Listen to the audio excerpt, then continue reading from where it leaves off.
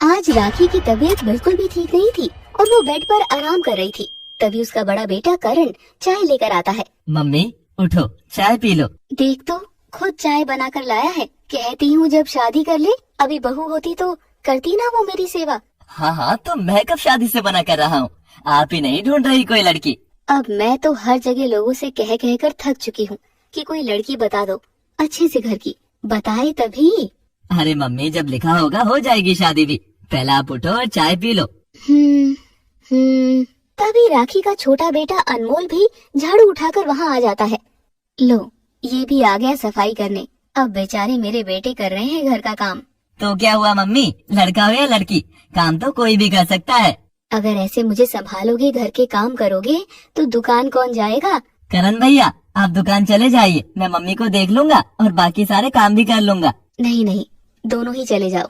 ऐसे तो मैं ठीक ही हूँ, अभी दवाई लूंगी तो और ठीक हो जाऊंगी। नहीं मम्मी, अनमोल आज घर ही रहेगा, मैं जाता हूँ दुकान पर। हाँ भैया, सफाई भी तो करनी है, खाना भी बनाना है मुझे। कोई बात नहीं, अपने ही घर का काम करने में कोई परेशानी नहीं है। अभी बहू होती तो सफाई कर लेती ना, क्या जरूरत थी तुम्हें ये सब करने की? ओहो मम्मी, कब से बहू बहू कर रही हो, आ जाएगी बहू भी। बस मैं ठीक हो जाऊं थोड़ी, फिर देख कितने अच्छे घर की लड़की ढूंढती हूँ तेरे लिए। हाँ, ढूंढ लेना। अरे भैया, आप क्यों मम्मी को परेशान करते हैं? आप ही कोई लड़की ढूंढ लेना। खबरदार, जो किसी ने लड़की ढूंढी अपने लिए, मैं ही ढूंढ कर लाऊंगी इस घर की बहू। मम्मी, मैंने तो कहा ही नहीं, अनमोल ही बोल रहा है, इसे ही डांटो। क्यों रे अनमोल, ये कैसी शिक्षा दे रहा है अपने बड़े भाई को? तो क्या हुआ मम्मी, आजकल तो मॉडर्न जमाना है, लव मैरिज करते ही हैं सब। नहीं नहीं, लोग करते होंगे, पर यहाँ नहीं चलेगा। मैं मेरी पसंद की लड़की लाऊंगी तुम दोनों के लिए। हाँ मम्मी, ले आना, मैं जा रहा हूँ, बहुत लेट हो रहा है दुकान खोलने में। हाँ हाँ ठीक है। करण तैयार होकर दुकान चला जाता है। वहीं अनमोल घर की सारी सफाई करता है और खाना भी बनाता है। खैर, शाम तक राखी की तबीयत भी ठीक हो गई थी और वो तैयार होकर कमरे से बाहर आती है। अनमोल बेटा, जल्दी कर, मुझे तेरी बुआ के घर जाना है, छोड़ कर आ। अरे आपकी तबीयत ठीक नहीं है, कहीं नहीं जाना आपने? अरे मैं बिल्कुल ठीक हूँ, अब तो मुझे बहुत ही जल्दी है जाने की। लेकिन ऐसा क्या हो गया है? अरे कुछ नहीं, पहले तेरी बुआ कोई लड़की बता रही थी, मैंने ज्यादा ध्यान नहीं दिया, लेकिन आज मैं बीमार हुई हूँ तो मुझे पता लगा है कि घर में बहू की सख्त जरूरत है। तो मम्मी कल चले जाना। नहीं, मुझे तो आज ही बात करनी है, मैं बिल्कुल ठीक हूँ, तू चल, नहीं तो मैं रिक्शा से चली जाती हूँ। अच्छा ठीक है, चलते हैं। हाँ जल्दी कर, और आते हुए करण के साथ आ जाऊंगी, तू बोल देना उसे। ठीक है मम्मी। अनमोल अपनी माँ को बुआ के घर छोड़ आता है। रात के वक्त राखी अपने बड़े बेटे करण के साथ घर वापस आती है। वो काफी खुश लग रही थी। भाई मैं तो बहुत ही खुश हूँ, इतनी अच्छी लड़की, इतना अच्छा घर बताया है तेरी बुआ ने। अच्छा, तभी आप इतनी खुश लग रही हैं। हाँ देख, मैं तो एकदम टनाटन हो गई हूँ उसकी बात सुनकर। फाइनली घर में भाभी आ रही हैं। अरे ऐसे कैसे आ रही हैं? कुछ पता तो लगे, कौन है, क्या है, कहाँ है? मैं सब बात करके आई हूँ, तुझे मुझ पर भरोसा नहीं है क्या? हाँ मम्मी, पूरा भरोसा है, मैं ये नहीं कह रहा। तो बस ठीक है, कल लड़की देखने जाना है, तैयार रहना। ठीक है। ओह, कितने अच्छे हैं करण भैया, जैसे मम्मी कहती है वैसा ही करते हैं। तो बेटे को तो वैसे ही करना चाहिए, तू चिंता मत कर, तेरा भी नंबर लगने वाला ही है। पहले भैया का तो देखो। अगले दिन तीनों माँ बेटे लड़की देखने के लिए अपनी कार में निकल पड़ते हैं। तेरी बुआ कह रही थी कि बहुत ही अमीर घर से है। मम्मी, अगर वो ज्यादा अमीर घर से है तो हमारे घर में रिश्ता क्यों करेंगे? हम तो मिडिल क्लास है ना। उन्हें तेरे जैसा लड़का ही चाहिए, जिसका अपना काम सेट हो और वो हमें अच्छे से जानते हैं, इसीलिए तो रिश्ता भेजा है। यही घर है, लगता है आ गया है। अरे भाई, बड़ा घर तो बहुत बड़ा है। घर तो कोई बात नहीं, लोग तो देखें कैसे हैं। तीनों घर के अंदर जाते हैं। सामने से लड़की के माँ बाप उनका स्वागत करने आते हैं। आइए आइए बहन जी, हम दोनों कीर्ति के मम्मी और पापा हैं। कीर्ति नाम है हमारी होने वाली भाभी का। चुप कर। आइए, आप सभी अंदर आइए। सभी एक साथ बैठते हैं और थोड़ी देर में कीर्ति भी वहाँ आ जाती है। अरे वाह, आपकी बेटी तो बहुत ही सुंदर है। करण की बुआ ने सब बताया हमें आपके बारे में। हाँ बहन जी, हम तो पहले से ही चाहते थे कि आपके बेटे से ही हमारी बेटी की शादी हो। बस एक बार बच्चे आपस में बात कर ले, अगर इन्हें भी सब जच जाता है तो क्या परेशानी है। हाँ हाँ, हमें तो कोई परेशानी नहीं है। बेटा, तुम्हें करण पसंद तो है ना? जी हाँ, मुझे कोई एतराज नहीं है। तो बस फिर क्या दिक्कत है? भाई इतने बड़े घर की लड़की है, अच्छा खासा देंगे अपनी बेटी को। अमीर बहू ही तो चाहिए थी मुझे, और क्या चाहिए। खैर कुछ वक्त में करण और कीर्ति की शादी हो जाती है और कीर्ति बहुत सारा दहेज भी लाती है। राखी के घर में नया फर्नीचर आ जाता है और कीर्ति अपनी सास के लिए बहुत सुंदर कपड़े भी लाई थी। वाह भाई कीर्ति बेटा, तू तो बहुत अच्छे कपड़े लाई है मेरे लिए, और तेरे माँ बाप ने सामान भी बहुत अच्छा दिया है। हाँ मम्मी जी, क्यों नहीं देंगे, अमीर घर से तो अच्छी चीजें ही आती है। सही कहा बेटा तूने। असल में राखी हमेशा से ही चाहती थी कि उसके घर में अमीर घर की लड़की आए, इसीलिए वो अपनी मर्जी से अपने बेटों की शादी करवाना चाहती थी। मम्मी जी, मैं रसोई का भी सारा सामान चेंज कर दूंगी। पापा ने नया फ्रिज, ओवन, नया चूल्हा भी दिया है, कुछ बर्तन भी है, वो भी निकाल दूंगी। हाँ हाँ बेटा, जैसे तेरी मर्जी है, तेरा ही घर है, अब तो तुझे ही देखना है। दोनों मिलकर देख लेंगे मम्मी जी, मुझे भी कहाँ ज्यादा काम करना आता है। कोई बात नहीं बेटा, जितना तुझसे हो कर लेना, बाकी मैं हूँ ना संभालने के लिए। हाँ ठीक है मम्मी जी। कीर्ति रसोई का सारा नक्शा बदल देती है और वहाँ काफी सारी नई चीजें रख देती है। अरे वाह बेटा, तू तो लक्ष्मी बनकर आई है घर में, हर चीज नई हो गई है। सारा पुराना सामान स्टोर में रखवा दिया है। मम्मी जी स्टोर में क्यों रखवाया है, बेच देंगे कबाड़ में। हाँ हाँ कोई बात नहीं, अभी कबाड़ी वाला आएगा तो बेच भी दूंगी। ठीक है। कीर्ति कपड़ों, पैसों और सामान से अपनी सास को बस में कर रही थी और राखी भी कीर्ति के आगे पीछे घूमती थी और उससे घर का ज्यादा काम भी नहीं करवाती थी। 3 महीने बाद, मम्मी जी वो मैंने सुना है कि आप देवर जी के लिए रिश्ता देख रही हैं। हाँ बेटा, बोल तो रखा है। मैं सोचती हूँ बड़े बेटे की शादी तो हो ही गई है, अब छोटे की भी हो जाए तो मैं अपने फर्ज से मुक्त हो जाऊँ। हाँ मम्मी जी, बात तो ठीक है। तो मिली क्या कोई लड़की? नहीं बेटा, तेरे जैसी कोई दूसरी बहू भी आ जाए तो कितना अच्छा है। हाँ मम्मी जी, वो मेरे चाचा जी की बेटी है, वो तो हमसे भी अमीर है। आप कहो तो वहाँ बात चलाऊं? ये सुनकर राखी के मन में फिर से लड्डू फूटने लगते हैं, क्योंकि उसे तो बस अमीर घर की लड़की चाहिए थी। अरे वाह बेटा, क्यों नहीं, देखा मैंने कहा था ना, लक्ष्मी बनकर आई है तू। अब तो अपने देवर की शादी की जिम्मेवारी भी तू ही ले ले। ठीक है मम्मी जी, वैसे पहले आप देवर जी से बात कर लीजिए, अगर वो मानते हैं तो मैं वहाँ बात चला लूंगी। अरे उससे क्या बात करनी है, भला करण से भी कोई मैंने बात थोड़ी ना की थी, मान गया था ना वो तेरे लिए। वो क्या है मम्मी जी, वो मेरी कजन थोड़ी सी मोटी है लेकिन बहुत अच्छी है। अरे तो क्या हो गया, मोटा पतला तो चलता ही रहता है, कहीं देवर जी को कोई एतराज ना हो, आप मेरे कहने से पूछ लेना। चलो तू कह रही है तो मैं एक बार बात कर लूंगी। ठीक है मम्मी जी, रात को जब देवर जी घर आ जाए तो आप उनसे बात करके बता देना। रात को जब अनमोल घर आता है तो राखी उसके कमरे में जाती है। अनमोल बेटा, तुझसे कुछ बात करनी है। हाँ मम्मी बताओ। वो तेरे लिए एक लड़की देखी है। मम्मी मुझे कोई शादी वादी नहीं करनी है। सुन तो ले, पता है कितने अमीर घर की लड़की है, कीर्ति की कजन है। मम्मी हमें अमीर गरीब लड़की से क्या लेना देना, लड़की अच्छी होनी चाहिए बस। अरे आजकल पैसों के बिना कुछ नहीं है बेटा। मम्मी देखो, मैं बात घुमाकर तो करना नहीं चाहता, सीधी सी बात है कि मैं किसी लड़की से प्यार करता हूँ और मैं उसी से शादी करूँगा। ये सब सुनकर राखी हैरान रह जाती है। खबरदार जो नाम भी लिया किसी और लड़की का, जहाँ मैं कहूँगी वहीं होगी तेरी शादी, समझा? लेकिन मम्मी मैं पिछले 4 साल से उसके साथ रिश्ते में हूँ। अच्छा ये बता, क्या करता है उसका बाप, कितना कमा लेता है? इन सब से क्या लेना देना मम्मी, लड़की तो अच्छी है ना, और अभी वो पढ़ाई कर रही है। मैंने पूछा बाप कितना कमा लेता है उसका। उसके पापा इस दुनिया में नहीं है, सिर्फ माँ है, वो सिलाई करती है, उसी से घर चलता है। वाह बेटा वाह, अब सिलाई करने वाली औरत की बेटी से शादी करूंगी तेरी? तेरा दिमाग खराब है, एक बहू इतने रईस खानदान से है, दूसरी ऐसी लाऊंगी? मम्मी वो बहुत अच्छी लड़की है, एक बार बात तो करो उससे। खबरदार, अब नाम भी लिया तो बहुत हो गया। मैंने जो कह दिया सो कह दिया। जैसे तेरे भाई ने शादी कर ली थी वैसे ही चुपचाप तू भी कर लेना। इतना कहकर राखी गुस्से से दरवाजा पटक कर कमरे से बाहर चली जाती है। मम्मी जी क्या कहा देवर जी ने? अरे वो क्या कहेगा, वो तो तैयार है, मेरी बात थोड़ी टाल सकता है। अच्छा ये तो बहुत खुशी की बात है, तो फिर मैं चाचा जी से बात कर लेती हूँ। हाँ हाँ कर ले, बात करके बताना फिर कब जाना है लड़की देखने। हाँ मम्मी जी, अभी इन्हीं 2-4 दिनों में प्रोग्राम पक्का करवाती हूँ। थोड़ी देर बाद कीर्ति बात करके वापस अपनी सास के पास आती है। मम्मी जी चाचा जी तो बहुत खुश हो गए, बोल रहे हैं भले कल ही आ जाओ। कल तो शुक्रवार है, संडे को चलेंगे, छुट्टी होगी, दुकान बंद रख सकते हैं, दोनों लड़के भी घर ही होंगे।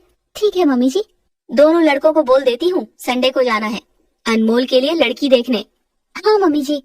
संडे के दिन सभी लोग जाने के लिए तैयार हो रहे थे। अरे अब जल्दी करो, 11 बज गए हैं।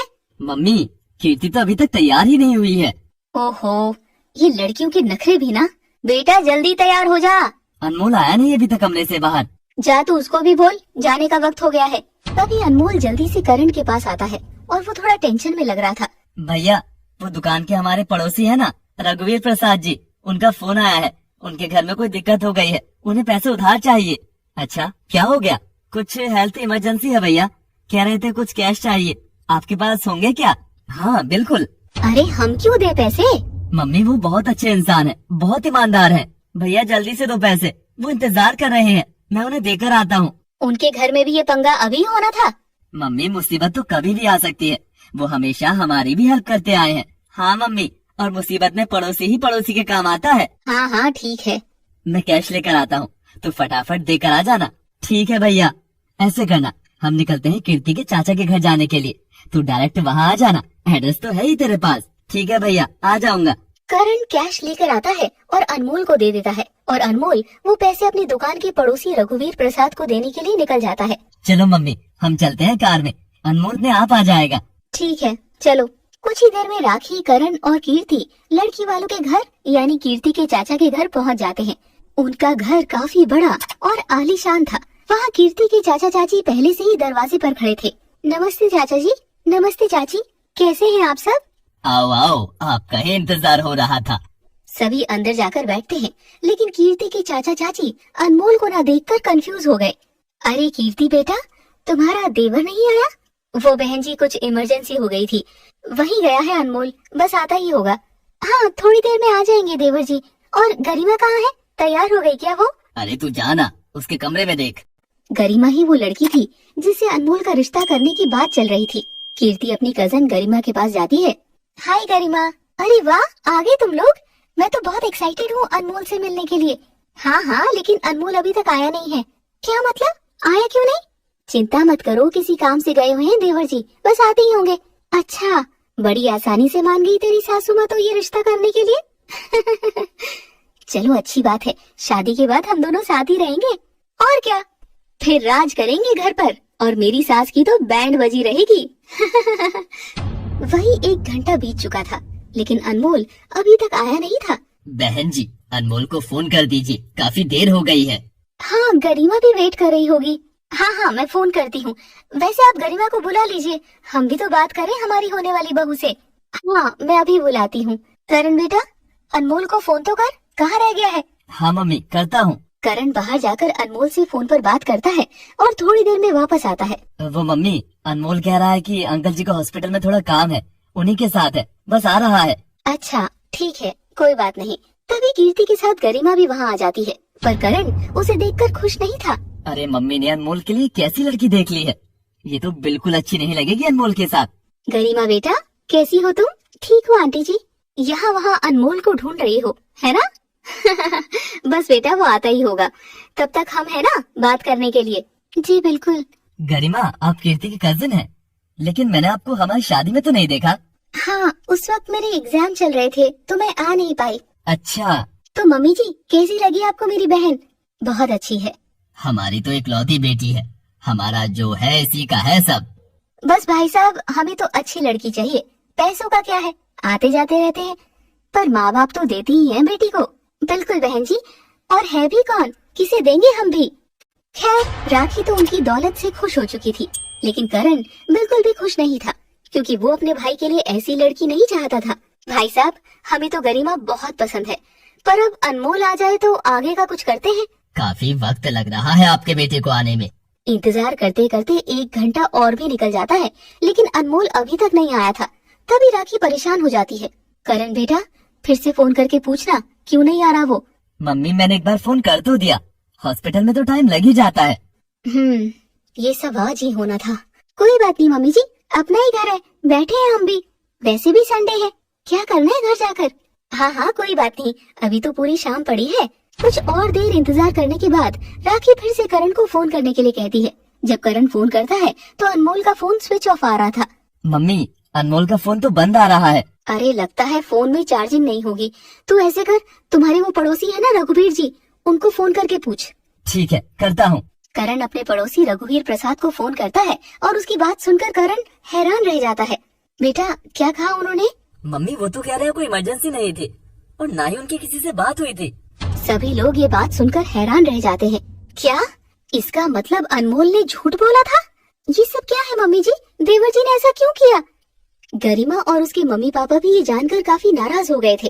अरे ये क्या तरीका है बहन जी, अगर आपके बेटे को आना ही नहीं था तो आप भी क्यों आए? मम्मी जी ये तो बहुत गलत बात है देवर जी की। अरे हो सकता है कि वो किसी परेशानी में हो, आप सब लोग इस तरह से क्यों बोल रहे हैं? बेटा अगर कोई परेशानी होती तो पता लग जाता। अचानक से पहले बहाना बनाना, झूठ बोलना और फिर फोन बंद कर लेना, इसका तो यही मतलब है कि वो आना ही नहीं चाहता था। नहीं नहीं ऐसी कोई बात नहीं है, मैंने अनमोल को सब कुछ पहले ही बता दिया था। बेइज्जती करवा कर रख दी मेरी।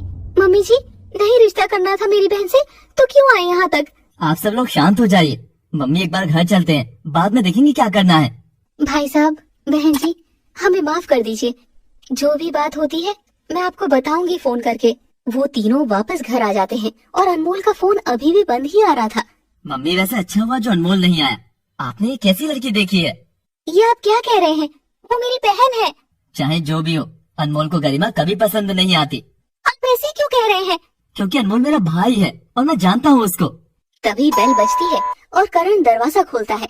जैसे ही सबकी नजर दरवाजे पर पड़ती है उनकी आंखें फटी की फटी रह जाती है। असल में दरवाजे पर अनमोल एक लड़की के साथ खड़ा था और दोनों मंदिर में शादी करके घर आ गए थे। मम्मी यही है वो लड़की, आरजू। शर्म नहीं आई तुझे जो शादी करके यहाँ आ गया? अच्छा तो ये कारण था जो देवर जी ने मेरी कजन को ठुकरा दिया।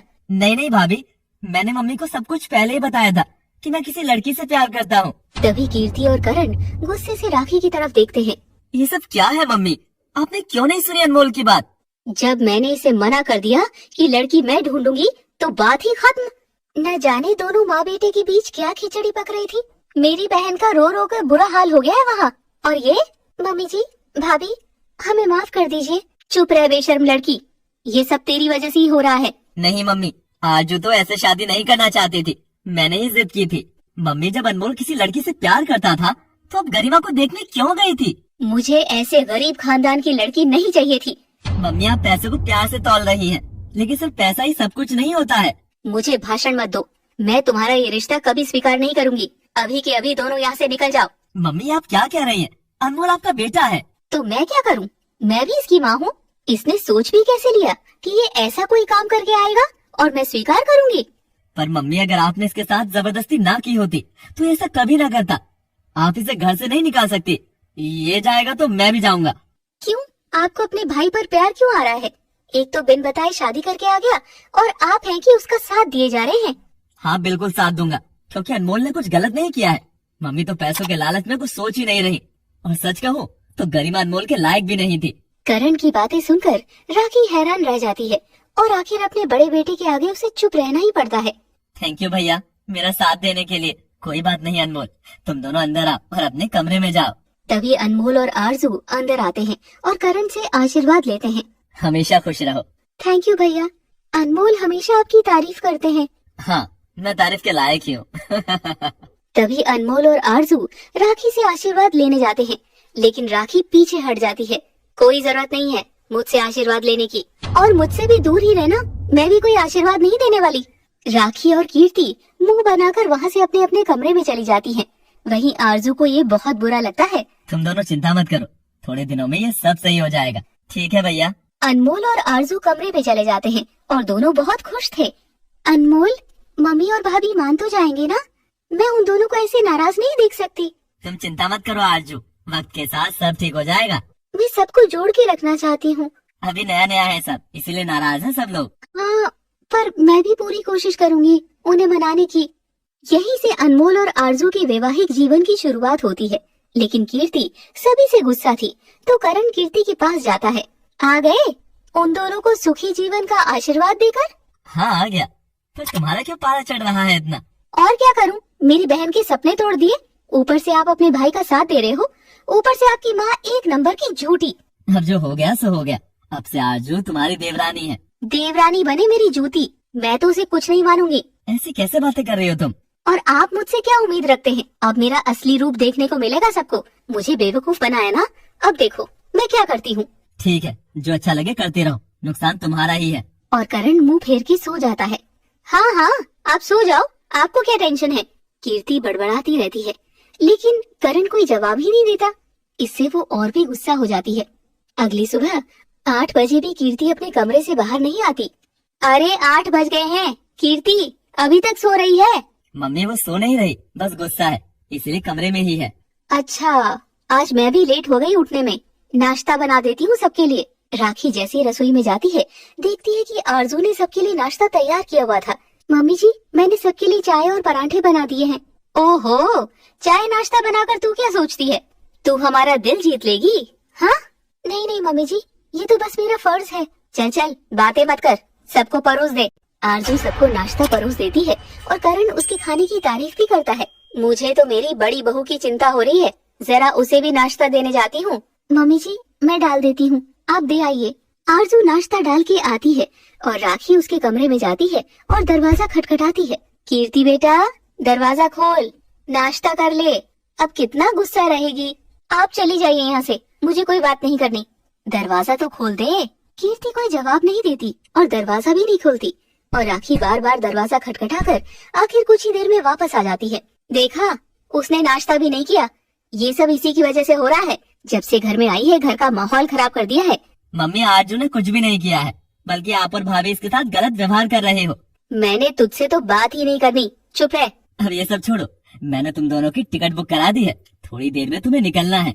कहाँ की टिकट कराई है और क्यों करवाई है? मम्मी अभी इनकी शादी हुई है, थोड़ा घूम आएंगे, आ जाएंगे एक हफ्ते में। ठीक है भैया, तो फिर अभी जाकर पैकिंग कर लेते हैं। हाँ, बस तुम्हें अभी 2 घंटे में निकलना है, जल्दी से पैकिंग कर लो दोनों। हाँ, आते ही खर्चे फालतू के, घूमने और जाना है इनको। आरजू अनमोल पैकिंग करने में लगे थे। दोपहर के वक्त आरजू और अनमोल हनीमून पर जाने के लिए निकल जाते हैं और आखिर शाम में कीर्ति भी कमरे से बाहर आती है। बेटा, शाम हो गई है, अब आई है तू बाहर, तो आपसे पूछ कर आऊंगी क्या? मेरी मर्जी, मैं जब मर्जी आऊँ। इतना गुस्सा, मेरी क्या गलती है इसमें? जो कुछ भी हुआ उन्होंने किया, आपके बेटे की तो गलती है ना। मेरी बहन के जज्बातों से खेल गया आपका बेटा। बेटा, जो हो गया सो हो गया, अब होनी को स्वीकार कर ले। मैं तो हरगिज नहीं करती, ऐसे में किसी से लेकर नहीं खा रही हूँ, लेकिन ऐसे मूड रखेगी तो माहौल तो खराब ही होगा ना। होता रहे, मुझे कोई फर्क नहीं पड़ता। राखी बार बार कीर्ति को मनाने की कोशिश करती है, लेकिन वो अपनी सास के साथ बदतमीजी से बात करती है। आखिर राखी चुप हो जाती है। रात के वक्त खाना बनाने का टाइम होता है। बेटा, अभी क्या बनाएगी? मैं अपने आप देख लूंगी, आप मत पूछिए मुझसे। कीर्ति रसोई में जाती है और थोड़ी देर बाद खुद का खाना लेकर खाने लग जाती है। बेटा, क्या बात है, हमारे लिए नहीं बनाया कुछ? मैं क्यों बनाऊं, आप अपना बना लो। बेटा, करण के लिए भी कुछ नहीं बनाया तूने? हाँ, मैं किसी के लिए नहीं बनाऊंगी, नौकर नहीं लगी हूँ यहाँ पर। कोई बात नहीं, अभी तुझे गुस्सा है, जब ठंडा हो जाएगा तो सब ठीक हो जाएगा। राखी रसोई में खाना बनाने के लिए चली जाती है। तभी कीर्ति अपना खाना बीच में छोड़कर ही पीछे पीछे चली जाती है। ये सब चूल्हा और बर्तन मेरे हैं, इन पर कुछ भी बनाने की जरूरत नहीं है। क्या बेटा, ये कैसी बातें कर रही हो? ऐसी बातें तुम्हें शोभा नहीं देती। तू इतने बड़े घर से आई है। हाँ हाँ, ये सब भाषण मुझे ही देने आते हैं, बहू जो हूँ। भला अपनी सास को कोई ऐसे सामान इस्तेमाल करने से रोकते हुए तू अच्छी लग रही है क्या? कह दिया ना, अगर खाना खाना है तो या तो बाहर से मंगवा लो या अपने पुराने बर्तन निकाल लो, और चूल्हा भी मैं ये इस्तेमाल नहीं करने दूंगी। राखी को यकीन नहीं होता कि उसकी बहू इस हद तक भी जा सकती थी, इसीलिए राखी को भी गुस्सा आ जाता है। मुझे ज्यादा तेवर मत दिखा, तेरी सास हूँ मैं। अच्छा, तो क्या कर लेगी सास है तो? अभी आप मुझे जानती नहीं है, साइड हो जा। राखी खाना बनाने के लिए चूल्हे के पास जाने लगती है, लेकिन कीर्ति उसका हाथ पकड़कर साइड कर लेती है। तेरी ये हिम्मत, तूने मेरा हाथ पकड़कर धक्का दिया? हाँ, अभी तो सिर्फ साइड ही किया है, मेरे खिलाफ मेरा सामान इस्तेमाल किया तो मैं कुछ भी कर दूंगी। कीर्ति का ये गुस्से वाला रूप देखकर राखी को यकीन ही नहीं हो रहा था। वो परेशान हो गई थी। हे भगवान, ये मैं कैसी लड़की ले आई हूँ अपने बेटे के लिए? मुझे इन सब बातों से कोई फर्क नहीं पड़ता। अपना चूल्हा चौका साइड कर लो, मेरा कुछ भी इस्तेमाल करने की जरूरत नहीं है। ना ही मेरी वॉशिंग मशीन, ना ही मेरे सोफे, ना टीवी। जो पुराना सामान स्टोर में रखा हुआ है उसे दोबारा निकाल लो। हाँ हाँ, निकाल लेंगे, तेरे सामान के भरोसे नहीं बैठे हम। जब तू नहीं थी तो भी सब कुछ कर ही रहे थे। राखी स्टोर में रखा सारा सामान निकाल लेती है। अब घर में एक जैसे 2 सामान हो गए थे। तभी करण घर आता है और घर का हाल देखकर हैरान रह जाता है। मम्मी, ये सब क्या है? 2-2 चीज क्यों रखी है? तो और क्या करूं? तेरी बीवी तो मुझे अपने किसी सामान को हाथ भी नहीं लगाने देती। है कहाँ वो? अपने कमरे में होगी, लेकिन तू उसे कुछ मत कहना, कोई फायदा नहीं। मैं तो उसे कुछ भी नहीं कहूँगा, उसे करने दो जो करती है। आखिर कब तक चलेगा ऐसे? करण अपनी पत्नी के पास कमरे में जाता है और देखता है कि कीर्ति आराम से बैठकर गाने सुन रही थी। कीर्ति, ये सब क्या है? घर का बंटवारा करके सामान अलग अलग कर दिए। हाँ हाँ कर दिया, मेरा भी तो बंटवारा कर दिया। मुझे आप लोगों ने कौन सा अपनाया है? ये तुम कैसी बातें कर रही हो? अनमोल ने लव मैरिज कर ली तो इसमें क्या गुनाह हो गया? बहुत बड़ा गुनाह हो गया। मुझसे अब हर बात एक्सप्लेन नहीं की जाती। अच्छा, तो आज तुमने सामान अलग किया है, कल को तुम घर के लोगों को भी अलग कर दोगी। ये तो मैं कभी नहीं करूँगी। मैं बेवकूफ नहीं हूँ जो घर छोड़कर जाऊँ। वही जाएंगे। हाँ, तुम नहीं जाओगी पर उन्हें निकाल दोगी, और ऐसा करने की सोचना भी मत। मैं तुम्हें वार्निंग दे रहा हूँ। इतना कहकर करण वहाँ से चला जाता है। कितना प्यार है घर वालों से इनको, मेरा तो किसी को दिखता ही नहीं है। हाँ, करण ने कीर्ति को ज्यादा कुछ नहीं कहा था, क्योंकि वो जानता था कि वक्त के साथ शायद सब सही हो जाए। एक हफ्ते बाद अनमोल और आरजू हनीमून से वापस लौटते हैं और वो दोनों घर का हाल देखकर हैरान हो गए थे। ये सब क्या हो गया घर में? ये सब तुम्हारी भाभी का किया धरा है, और कौन करेगा? लेकिन भैया, एक ही घर में दो दो चीज एक सी। ये तो बिल्कुल ठीक बात नहीं है। तुम चिंता मत करो, शायद बदल जाए उसका दिमाग। गुस्सा इंसान से कुछ भी करवा देता है। वही कीर्ति किचन में खड़ी होकर अपने लिए खाना बना रही थी तो आरजू उसके पास जाती है। नमस्ते भाभी, कैसी हैं आप? कीर्ति कोई जवाब नहीं देती और अपना काम करती रहती है। भाभी, ये सब घर में क्या हाल हो रखा है? ये सब क्यों किया आपने? मेरा सामान मैं कुछ भी करूं, मुझे कोई सवाल पूछने वाली तुम कौन होती हो? निकल जाओ किचन से बाहर। मैं क्यों निकलूं? जितनी ही किचन आपकी है उतनी मेरी भी है। अच्छा, तो तुम मुझे जवाब भी देने लगी हो? मैंने कुछ गलत तो नहीं कहा। खैर, मैं लड़ना नहीं चाहती। और आरजू बाहर आ जाती है और वो समझ गई थी कि कीर्ति से बात करने का कोई फायदा नहीं है। करण भैया, मम्मी जी कहाँ है? दिख नहीं रही। मम्मी अपने कमरे में ही है। मैं जरा मिलकर आती हूँ उनसे। ध्यान से आरजू, फिर अटैक ना हो जाए तुम पर। ओहो, आप भी ना कैसे मजाक करते हैं। आरजू अपनी सास के पास जाती है। वो परेशान लग रही थी। प्रणाम मम्मी जी। बस बस दूरी रहे। मम्मी जी, मैंने देखा घर में क्या हाल हो गया है, लेकिन आप चिंता मत कीजिए, सब ठीक हो जाएगा। तू कह रही है सब ठीक हो जाएगा? तेरी वजह से तो ये सब हुआ है। मेरा घर तोड़ दिया तूने। नहीं नहीं मम्मी जी, ऐसा इल्जाम मत लगाइए मुझ पर। मैं सब ठीक कर दूंगी। कुछ ठीक करने की जरूरत नहीं है। एक बहू का घमंड ही नहीं खत्म हो रहा और दूसरी तू है कि नौटंकी किए जा रही है मेरे साथ। नहीं मम्मी जी, मैं कोई नौटंकी नहीं कर रही। मैं सच में घर को बिखरते हुए नहीं देखना चाहती। लेकिन राखी उसकी किसी बात पर यकीन नहीं करती थी। रोजाना ही कीर्ति सिर्फ अपना काम करके साइड हो जाती थी। वहीं आरजू ने घर की सारी जिम्मेदारी ले ली थी। खाना बनाना, कपड़े धोना, सफाई, सब काम वही करती थी। 2 दिन बाद कीर्ति अपने लिए लंच बना रही थी। कीर्ति बेटा, अब तो 10 दिन हो गए हैं अनमोल की शादी को। अब और कितना नाराज रहेगी? मैं कोई नाराज नहीं हूँ, बस अब घर का सिस्टम तो ऐसे ही चलेगा। लेकिन बेटा, ऐसे तो सब अलग अलग हो जाएंगे। हाँ तो हो जाने दो, मैं क्या करूँ? राखी अपनी बड़ी बहू कीर्ति को कई बार समझाने की कोशिश करती है, लेकिन कीर्ति हर बार गलत तरीके से जवाब देती थी। मम्मी, आप कीर्ति को कुछ मत समझाओ। अभी तो सिर्फ 10 दिन हुए हैं और ना जाने कितना लंबा चलेगा इसका गुस्सा। बेटा, मैं तो घर का ऐसा माहौल देखकर परेशान हो गई हूँ। परेशान होने से क्या होगा मम्मी? कीर्ति घर की बड़ी बहू है, उसे भी तो कुछ सोचना चाहिए ना। हाँ, दोनों माँ बेटी मेरी बुराइयां करने में लग जाओ। हाँ, करते रहो, मुझे नहीं सुननी। कीर्ति गुस्सा होकर अपने कमरे में चली जाती है। बेटा, 2 दिन बाद तेरी चाची के घर शादी है, वहाँ पर हम ऐसे जाएंगे क्या सब? तो और क्या करे मम्मी, जाना ही होगा। ये कीर्ति अगर वहाँ भी ऐसे करेगी तो कितनी बातें बनाएंगे लोग। वो तो कीर्ति की समझदारी है कि उसे लोगों में अपना मान रखवाना है या नहीं। खैर, 2 दिन बाद शादी में जाने के लिए सभी तैयार हो रहे हैं। राखी ने जो साड़ी पहनी थी वो साड़ी उसे कीर्ति ने ही दी थी। सब लोग तैयार हो गए या नहीं? मैं तो हो गई हूँ। मम्मी जी, मैं भी तैयार हो गई हूँ। बस कीर्ति को बुला लेता हूँ, वही नहीं आई, पूछ लो उनसे। भाभी अभी भी गुस्सा है, शादी में जाएंगी या नहीं? तभी कीर्ति वहाँ आ जाती है। क्यों नहीं जाऊंगी? आप सब तो चाहते हैं कि मैं ना जाऊं, लेकिन अब मैं सिर्फ अपनी मर्जी का ही करूंगी। बेटा, हमने ऐसा तो नहीं कहा, तुझे तो लेकर ही जाना है। वो सब छोड़िए, आप पहले ही साड़ी बदलो और मुझे वापस दो। आप कोई और साड़ी पहन लो।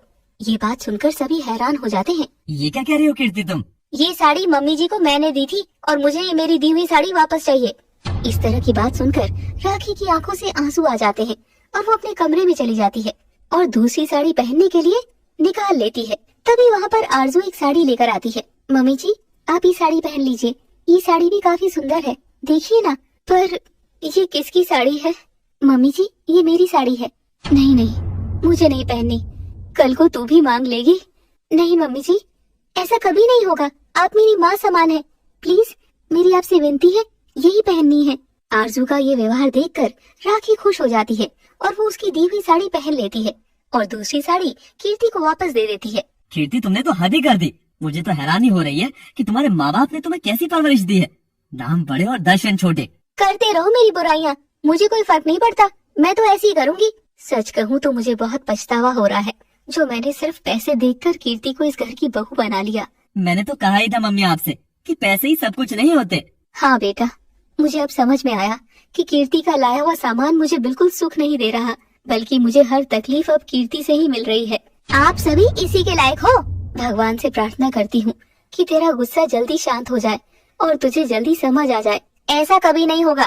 खैर, सभी शादी में जाते हैं और देर रात तक सभी शादी अटेंड करके वापस आ जाते हैं और अगली सुबह तक राखी की तबीयत काफी खराब हो गई थी और उससे उठा भी नहीं जा रहा था। अरे मम्मी, क्या बात है, आज तो आप उठी नहीं। बेटा, मेरी तबीयत बहुत खराब है, उठा ही नहीं जा रहा, बुखार भी हो गया है। अरे ऐसे कैसे? शादी के खाने से दिक्कत हो गई क्या? न जाने क्या हो गया, एक तो टेंशन इतनी है घर की। तभी अनमोल और आरजू भी वहाँ आ जाते हैं। मम्मी जी, क्या हो गया आपको? मम्मी की तबीयत ठीक नहीं है, डॉक्टर के पास लेकर जाना होगा। चलिए, मैं भी साथ चलती हूँ। वो राखी को डॉक्टर को दिखाकर दवाई लेकर आ जाते हैं। 10 बज गए हैं। कीर्ति अभी तक उठी नहीं क्या? भाभी को अभी तक तो देखा नहीं, वो कमरे में ही है। आज मेरी तबीयत खराब है, जैसे उसे पता लगेगा वो जरूर आएगी मुझसे पूछने। अच्छी बात है मम्मी जी, अगर भाभी आ जाए तो। करण और अनमोल काम पर चले जाते हैं और आरजू दिन भर अपनी सास की देखभाल कर रही थी। कुछ देर बाद कीर्ति कमरे से बाहर आती है। कीर्ति भाभी, आज मम्मी जी की तबीयत बिल्कुल ठीक नहीं है, उन्हें उम्मीद है कि आप आज उनसे अच्छे से बात करेंगी, प्लीज कर लीजिए। क्यों कर लूं? तबीयत ही खराब है ना, मर तो नहीं गई ना। ये आप कैसी बातें कर रही हैं? वो हमारी सासू माँ है। वही तो कह रही हूँ, सासू माँ है, माँ नहीं जो मैं उनकी फिक्र करूँ। आरजू उससे कोई बात नहीं करती और वहाँ से चली जाती है। थोड़ी देर में कीर्ति सूप बनाकर अपनी सास के पास आती है। शुक्र है कीर्ति बेटा, तू आ गई, मुझे पता था तू जरूर आएगी मेरे पास। हाँ मम्मी जी, आपकी तबीयत ठीक नहीं है ना, तो आपके लिए सूप बना कर लाई हूँ, देखिए। हाँ बेटा, अच्छा है तेरा गुस्सा ठंडा हो गया। तभी कीर्ति बड़े प्यार से अपनी सास को सूप देती है। मैं जानती थी कि चाहे जो हो, लेकिन मेरे दुख में मेरी बहू जरूर आएगी। गुस्सा भी भला इंसान से बड़ा थोड़ी ना होता है। हाँ मम्मी जी, सही कहती हैं आप, अब सूप पी लो। राखी सूप पीते ही वापस बाहर निकाल देती है, क्योंकि सूप बहुत गंदा था और उसे खांसी होने लग जाती है। वो उल्टी करने बाथरूम में चली जाती है। राखी गुस्से में बाथरूम से बाहर आती है और देखती है कि कीर्ति हंस रही थी। क्या हुआ मम्मी जी, इतना गंदा सूप? ये क्या बदतमीजी है कीर्ति, कुछ तो शर्म कर ले। मेरी तबीयत वैसे भी ठीक नहीं थी और तू, ऐसा भी कुछ नहीं हुआ आपको? और आपने क्या सोचा था, बीमार हो और मैं आपकी अच्छे से सेवा करूंगी? सेवा नहीं करनी थी तो ऐसा सूप देने की क्या जरूरत थी, क्योंकि आप इसी के लायक हैं। तुझे शर्म आनी चाहिए। मेरी जगह अगर तेरी माँ को कुछ हुआ होता तो तू उसे ये सूप देती? बिल्कुल नहीं। कहाँ मेरी माँ और कहाँ आप? जितना वो मेरे काम आएंगे उतना आप थोड़ी ना आएंगे। तभी राखी गुस्से में सूप का बोल फेंक देती है। शोर सुनकर आरजू भी वहाँ आ जाती है। तभी अचानक घर की डोरबेल बार बार बजने लगती है। अरे, ये बार बार डोरबेल कौन बजा रहा है? अभी इस वक्त दोपहर के 3 बजे कौन आया होगा? हे भगवान! राखी और आरजू थोड़ा परेशान हो जाती हैं। बेटा, मैं तो कहती हूँ दरवाजा ही मत खोल, न जाने ऐसी भरी दोपहर में कौन आया है। हाँ मम्मी जी, मुझे भी डर लग रहा है।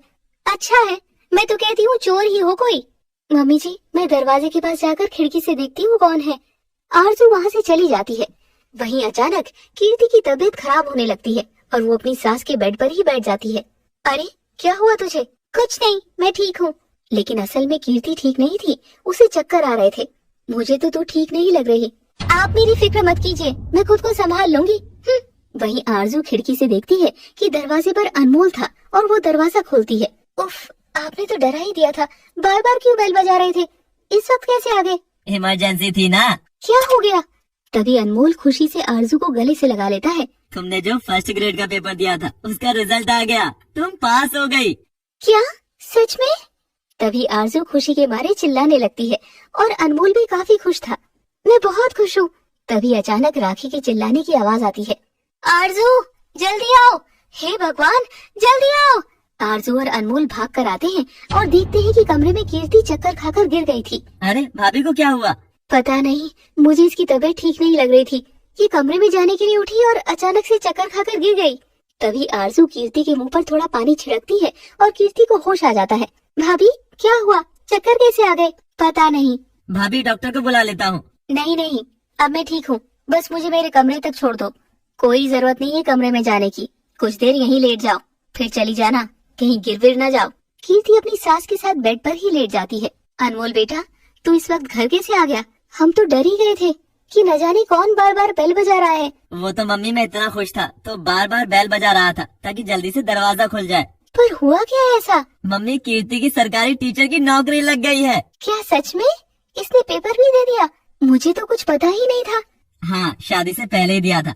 आपको तो अपनी छोटी बहू पर इतना गुस्सा था कि आपने इसके बारे में कुछ पूछा ही नहीं। लेकिन अब तो सब ठीक हो गया ना, बहुत बहुत बधाई हो बेटा। वहीं कीर्ति ये बात सुनकर चिढ़ जाती है कि उसकी देवरानी की सरकारी नौकरी लग गई थी। अभी तो 1 महीना भी नहीं हुआ इसकी शादी को और नौकरी भी लग गई। मैं तो ऐसे ही रह गई घर में। चलो अच्छी बात है, सरकारी नौकरी भी किस्मत वालों को मिलती है। हाँ मम्मी जी, मेरा हमेशा से सपना था कि मैं सरकारी टीचर बनूं और पूरा भी हो गया। तूने भी खूब मेहनत की होगी बेटा, तभी रंग लाई है तेरी मेहनत। तो अब कब से जाना है तुझे नौकरी पर? अभी तो रिजल्ट आया है मम्मी जी, अभी 3-4 महीने बाद ही ज्वाइनिंग होगी। चलो, तेरी भी जिंदगी सेट हो गई। अब 3-4 महीने तू आराम से घर में रह, फिर तो तेरी ड्यूटी लग जाएगी। हाँ, कर्ण भैया भी बहुत खुश हो गए थे जब उन्हें बताया था। हाँ हाँ, वो क्यों नहीं खुश होंगे? उन्हें तो सारी खुशी आप लोग ही देते हो, मेरा तो कोई रोल ही नहीं है। भाभी प्लीज, अब तो बहुत टाइम हो गया है, गुस्सा थूक दीजिए ना, सब कुछ फिर से सही करते हैं ना मिलकर। कीर्ति कोई जवाब नहीं देती। रात के वक्त दोबारा से कीर्ति की तबीयत खराब होने लगती है। तभी करण भी घर आ जाता है और उसे अस्पताल ले जाया जाता है। थोड़ी देर में वो घर वापस आते हैं। बेटा, क्या हुआ कीर्ति को? क्या बताया डॉक्टर ने? मम्मी, चिंता करने की कोई बात नहीं है, खुशखबरी है, कीर्ति प्रेग्नेंट है। क्या सच में? अरे वाह, मैं दादी बनने वाली हूँ और मैं चाची। मैं चाचा। वाह, कितना मजा आएगा, घर में छोटा सा बेबी होगा। उन सब की खुशियाँ देखकर कीर्ति को हैरानी हो रही थी और उसे अपने किए पर शर्मिंदगी भी हो रही थी, लेकिन उसका घमंड उसको झुकने नहीं दे रहा था। प्रेग्नेंट मैं हूँ, आप सबको इतना खुश होने की क्या जरूरत है? बेटा, अब अपना व्यवहार बदल ले, क्योंकि तेरे हर व्यवहार का असर तेरे बच्चे पर भी होगा। हाँ कीर्ति, अब ये सब गुस्सा नाराजगी छोड़ दो। बिल्कुल नहीं। कीर्ति अपने कमरे में चली जाती है और सोच में पड़ जाती है। क्यों? मैं क्यों इनको भाग दूं? मैं तो इतने बड़े घर की लड़की हूँ, ये सभी झुकेंगे, मुझे कोई कमी थोड़ी ना है। प्रेगनेंसी के शुरू के 3-4 दिन तो कीर्ति वैसी ही रह रही थी जैसे वो पहले रहा करती थी, लेकिन काम करने की वजह से उसकी हालत खराब हो रही थी। एक दिन अचानक वो फिर से चक्कर खाकर गिर जाती है और उसे अस्पताल ले जाया जाता है। कीर्ति, तुम्हारी प्रेगनेंसी इजी नहीं है, तुम कोई काम नहीं कर सकती। अगर ऐसे काम करती रहोगी तो बच्चे को रिस्क हो सकता है। ठीक है डॉक्टर। थैंक यू डॉक्टर, आपसे ध्यान रखेंगे। दोनों वापस घर आ जाते हैं। बेटा, क्या बताया डॉक्टर ने? सब ठीक तो है ना? क्यों बार बार कीर्ति की हालत खराब हो रही है? मम्मी, डॉक्टर ने कीर्ति को कंप्लीट बेड रेस्ट बताया है, ये अब काम नहीं कर सकती। ये भी कोई कहने की बात है? डॉक्टर ना भी कहती कुछ तो भी मैं अपनी बहू को रेस्ट करवाती। बस तू ही समझा इसे। और क्या तो भैया, लेकिन ये हमारी बात नहीं मानती। हम है ना, सब संभाल लेंगे, बस आप इनको समझा दो। उसके बाद से आरजू और राखी ही घर संभालती थी और कीर्ति को भी, लेकिन वो अभी भी कीर्ति का कोई सामान इस्तेमाल नहीं करते थे। कीर्ति का कुछ भी खाने का मन होता तो आरजू बनाकर हाथ में देती थी। अभी इन लोगों से अपना काम करवाना मुझे बिल्कुल भी अच्छा नहीं लग रहा है। बेवजह एहसान लेना आज मैं खुद ही बनाऊंगी। कीर्ति रसोई में जाकर अपने खाने के लिए बनाने लगती है। तभी आरजू वहाँ आ जाती है। भाभी, आप क्या कर रही हैं? छोड़िए सब, कहा ना आपको कुछ नहीं करना है। अभी मैं ठीक हूँ, मैं बना लूंगी। आरजू उसके हाथ से सामान ले लेती है। प्लीज भाभी, आपको जो खाना है मुझे बताइए। आप हमसे नाराज हैं? बच्चे से तो नहीं है ना? इसका तो ख्याल रखिए। कीर्ति, डॉक्टर ने तुमसे बोला था ना कि तुम्हें ज्यादा रेस्ट करना है, फिर ये सब क्या कर रही हो? क्या तुम इस बच्चे से प्यार नहीं करती? नहीं, ऐसी बात नहीं है, लेकिन मैंने सोचा कि बार बार सबको क्या कहना है, लेकिन हमें कोई तकलीफ नहीं हो रही। खैर, करण समझा बुझाकर कीर्ति को वापस कमरे में भेज देता है और घर के सभी लोग उसकी खूब सेवा करते हैं और ध्यान रखते हैं। एक दिन कीर्ति रसोई में जाती है। अरे भाभी, आप यहाँ क्यों आ गई? मुझे आवाज लगा लेते। बताइए आपको क्या चाहिए? आरजू मुझे कुछ भी नहीं चाहिए। तभी कीर्ति की आंखों में आंसू आ जाते हैं। अरे क्या हुआ भाभी, ऐसी हालत में आप रो क्यों रही हैं? बच्चे पर गलत असर होगा। तभी राखी भी वहाँ आ जाती है। क्या बात है? मुझे माफ कर दीजिए मम्मी जी। आरजू मुझे माफ कर दो, मैं बहुत गलत चल रही थी, प्लीज। अरे बस भाभी, सबको रुला दिया आपने तो। तभी तीनों एक दूसरे के गले लग जाती हैं और बहुत खुश होती हैं। कोई बात नहीं बेटा, शांत हो जा। गुस्से में कई बार गलती हो जाती है, आगे से ऐसा कुछ नहीं करूंगी। आप दोनों मेरी इतनी देखभाल कर रही हैं, शायद मेरी अपनी माँ भी होती तो ना करती। मैंने बहुत बदतमीजी की आपके साथ, सब भूल जाइए आप। बस खुश रहो ताकि बच्चा भी खुश रहे। और जो घर में मैंने बंटवारा किया था वो सब दोबारा कभी नहीं होगा, मैं कसम खाकर कहती हूँ। खैर, उनके घर में सब कुछ ठीक हो गया था और कीर्ति को भी अपने किए पर बहुत पछतावा हो रहा था। कुछ ही वक्त में आरजू भी नौकरी करने लगी थी और बाद में कीर्ति के भी एक सुंदर से बेटे ने जन्म लिया था। घर में चारों तरफ खुशियां ही खुशियां थी और अब